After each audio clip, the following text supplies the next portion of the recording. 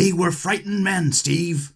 They were some of the toughest, heart-bittenest freighter crews in the business. And they were frightened men. These grim words were spoken by Commander Zero to Steve Zodiac in the initial briefing before Fireball XL5 thundered spacebound along its launching ramp. These were the men who came back, Steve thought to himself as he made a routine check of the flight dials in the main control cabin. But what of the crews who had not returned? Had the magnesium in the hold of space freighter Stardust 7 really caught fire before the crew panicked and abandoned her? She had blown up later, but the salvage experts who eventually found some of the wreckage claimed that the ship was destroyed by meteor impact. There were no survivors from this disaster. Nor had anyone lived to reveal the truth about the freighter Solarium. The last signal from that freighter had reported that air was leaking out of the main hull.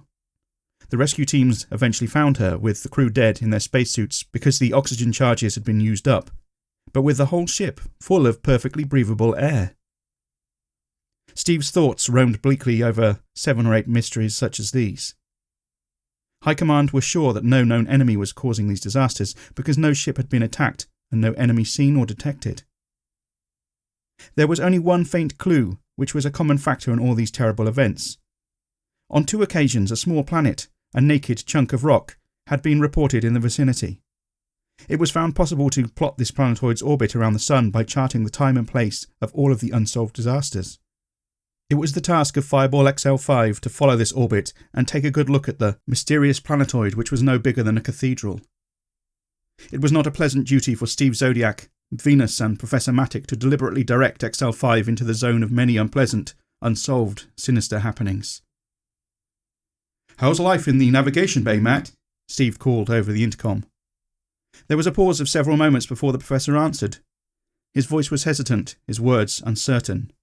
"I think we're on course, Steve, although I'm afraid the instruments do not seem to be working as well as I would like."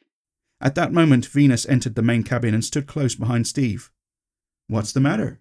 he asked. "Nothing, Steve," the girl replied, although Steve knew at once the words she spoke belied her true thoughts. Then she went on. "But I've an uneasy feeling that something is going to happen to you." "Don't worry about me," he told her in a firm voice. "Our worry is to keep the spaceways safe for peaceful traders and travellers." Suddenly there was a scuffle and a scamper of padded feet. It was Zuni, galloping into the main control cabin. "Poor Zuni," cooed Venus. "He's scared because I left him alone." "Steve!" It was the professor's voice, calling urgently over the intercom. "The worst has happened. All the navigation controls have gone dead. What shall we do?" "Sit tight, Matt. Robert should be able to hold us on course." Steve turned from the intercom microphone to the robot pilot in the seat beside him. "Hold present speed and course," he commanded. "Hold present speed and course," acknowledged Robert the robot in its twanging electronic voice. "Oh, Steve, things are starting to go wrong, just as those other disasters. Don't you think we ought to turn back while we can? I'm frightened," pleaded Venus. "There's the planetoid ahead," said Steve as he pointed out a jagged, shapeless chunk of dark stone. It seemed to tumble slowly ahead like a rolling black mountain. "I don't like it, Steve. It's evil, and all its evil is directed at you." At Venus's words, Steve felt a spasm of fear tingle his whole nervous system. He was not afraid for himself. He was afraid lest he fail to beat this mysterious sensation of evil, and so fail in his mission to keep the spaceways safe. "We're out of control, Steve. The red alarm light has just flashed on, and there's not one dial working correctly back here." It was the professor again, calling from his navigation bay amidships. "Relax, Matt. Robert's handling things fine up front here, and so far as I can see, we're well on course. There's no need for a panic." Steve gave fresh orders to Robert, telling the robot to fly Fireball as close to the rolling rock as possible, and to hold the spaceship there. "Oh, be careful, Steve," urged Venus. "That rock may be dangerous." "That's just what I intend to find out," he replied. "But it's not dangerous in the normal way. It's so black, there's something unnatural about it, like an old haunted house." "I'm sure there's something nasty about it, Venus. I don't like it at all," Steve said aloud. Steve looked across at the sinister planetoid as Robert the robot manoeuvred XL5 alongside. Steve saw the pinnacles that jutted from the surface, spires as sharp as witches' talons, ridges and edges as keen and cruel as a torturer's knife, chasms and fissures filled with a blackness as impenetrable to the eye as a curtain of heavy velvet. He shuddered at the sight of it, and of the thought of the nameless menaces that could crawl unseen on that fearsome place. Venus had turned her face away, for she already loathed the rock for fear of what she sensed it would do to her friend Steve Zodiac, and she could not look upon Zuni crouched on the floor, trembling and whimpering like a terrified dog, hugging her ankles for dear life.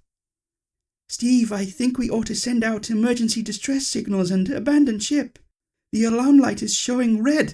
If we stay aboard, we'll all be killed. Steve, I think we ought to send out our emergency distress signals and abandon ship. The alarm light is still showing red. If we stay aboard, we'll all be killed, gabbled the professor over the intercom. What's got into you, Matt? I've never heard you so scared before. I am scared, Steve. Scared for my life. There's no panic, I tell you. All the circuits are green, all okay this end, and Robert's still in full control. Just calm down, Matt. I'll go outside and take a closer look at that rock. Don't go, Steve. Please don't go, Venus begged. I'll be careful, he promised.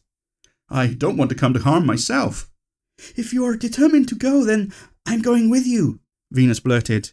I hate that rock out there.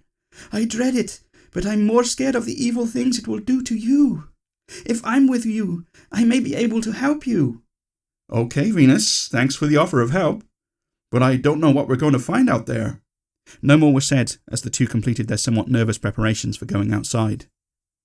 Steve and Venus used their jetmobiles for the short hop across to the ominous black rock. Venus had a pillion passenger, Zuni. The Lazoon was allowed to come because of the piteous squeals of terror he had made when Venus tried to go without him. Not even Venus could explain why Zuni should be so terrified of being left on his own. The planetoid was barren rock. It was as black as ebony, its surfaces as hard and brittle as glass, the edges of its rocks as sharp as razors. Steve could see no life upon it, no movement. There was no sound, no light reflected from it, no moisture, no plants, not even a scraping of dust in the tiniest crevices. It was impossibly clean, yet cold, loathsome and vile to the touch. Steve Zodiac led the way into the stifling darkness of a chasm that seemed to cut right through to the solid heart of the planetoid. Fearful for her leader's safety, Venus followed. Suddenly Steve paused, peering uncertainly into the terrible gloom below. What is it? Venus asked, her throat so gripped with fear that she could hardly find the breath to speak. Those two lights down there, Steve muttered. Like eyes coming towards us. Get back, he commanded. We cannot fight the creature that owns them. If we go and leave the monster in peace, there is a chance that it will not follow us. It may let us go, safe and unharmed. Steve was already retreating from the unknown horror below, and at the same time the thing was increasing its speed towards them. Then suddenly he realized the meaning of his own words. For the first time since childhood, he had shown fear almost amounting to cowardice. No, Venus, he thundered. You stay here with Zuni.